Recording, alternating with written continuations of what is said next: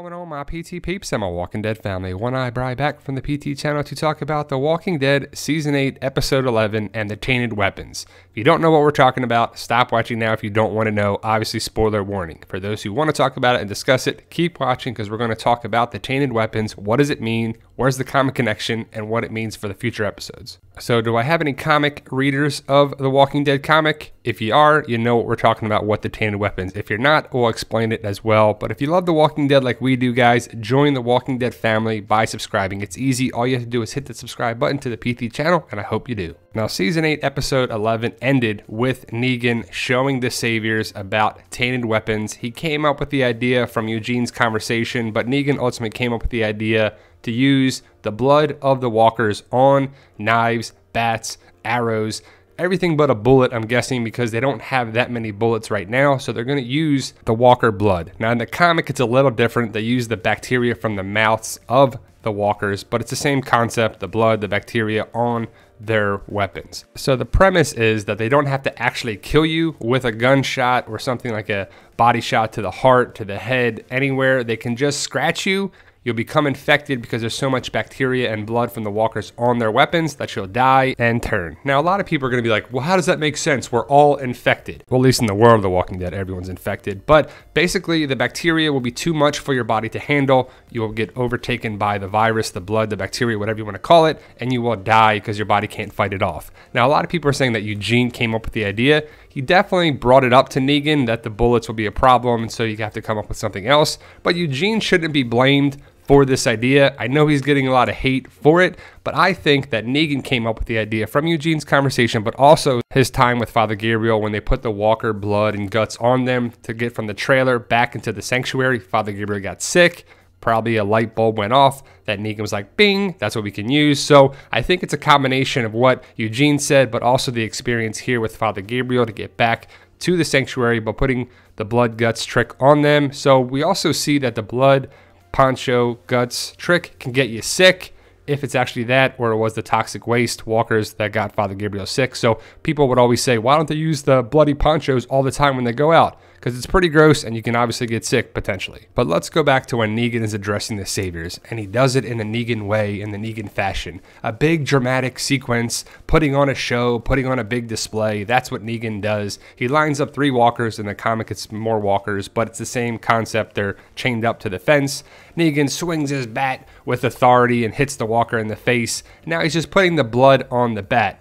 He's really disrespecting Lucille in my eyes. No, he's just really showing the sequence that you put some blood on there, a little scratch, a little cut, a little scrape, boom, bang, you're infected. We don't even have to kill you. We can leave and you'll die, and they'll wound you, and then you have to deal with that. Because there is a strategy in war that it's better to wound a soldier because 2 other soldiers will be occupied carrying that person away or caring for that person. So it's a good concept idea for that. Negan's coming up with some strategy here that will be used later on this season. Not sure if it's next episode or not, but they showed it to us for a reason, and it'll probably be happening in the next couple episodes. Also, they showed us for a reason was Dwight knowing about this sequence. He got there right at the same time that Negan showed it because Dwight will know this information and he'll be able to relay the message to Rick or prevent other people from dying because he has a crossbow and they will put the blood on the crossbow arrows.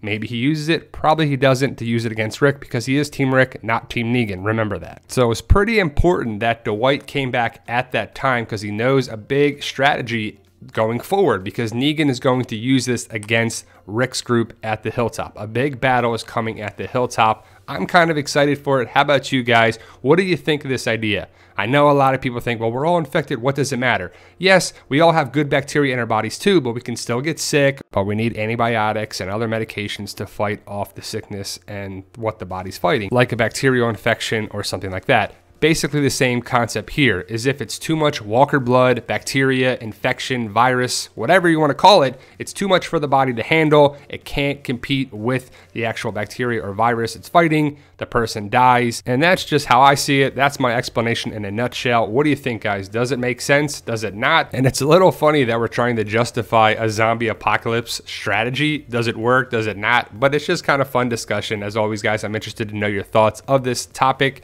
Zombie blood, walker blood on their weapons. I would love for them to use walkers in a different way.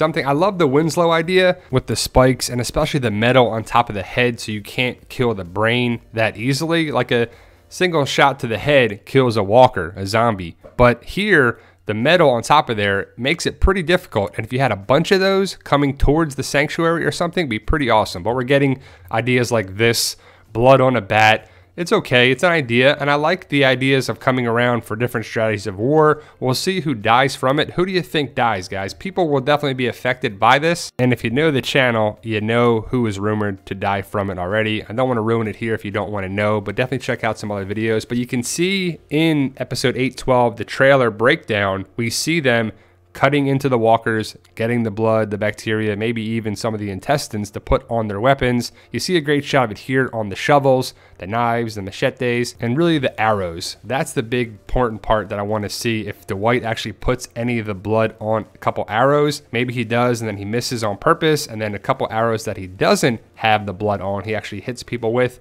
a shot, because people are going to be watching him most likely for the next episodes. I'm not sure if Simon knows what's going on, and it'd be pretty interesting to see if Laura comes back around, or Simon or Dwight, and what happens with that. But also the arrow from Dwight or another savior could be affecting Rick here. We see the wound on Rick's side. There's a big comic connection here if you know the comics, what I'm talking about. Rick seems to be wounded. Not sure if his leg is broken here, but he's clearly got a wound on his side.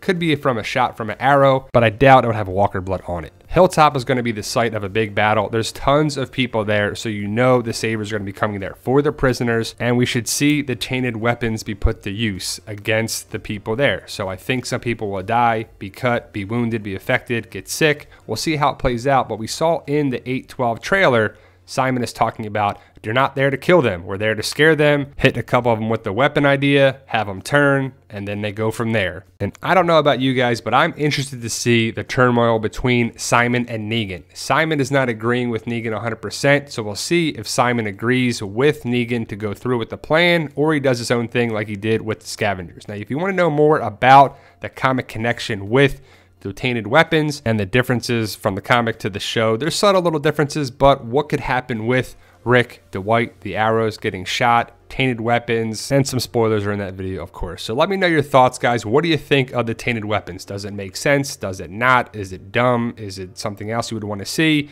How does it play out? I think some people will die because of this. Can't wait to find out. How about you guys? Post your comments below.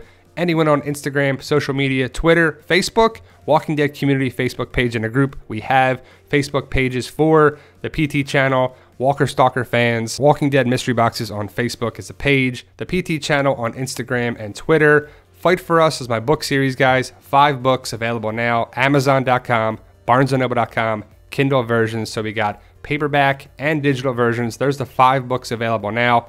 Book 6 will be out this week. I'm excited for it. It's volume 2, titled Keeper. I'm very excited for it. It's volume 2 of the series, the start of a different area. Become a PTP by subscribing. It's easy. All you have to do is hit that subscribe button, get notifications, stay in the know by subscribing. We have a goal of 100,000 subscribers. We're halfway there, guys, because of awesome subscribers that we have. Hopefully you would join our team and our family. Thank you guys for watching. We have a bunch of videos in the queue that we'll be putting up later today and this week. And again, post your comments below. Remember, guys, you got to make some left turns before you make a right one.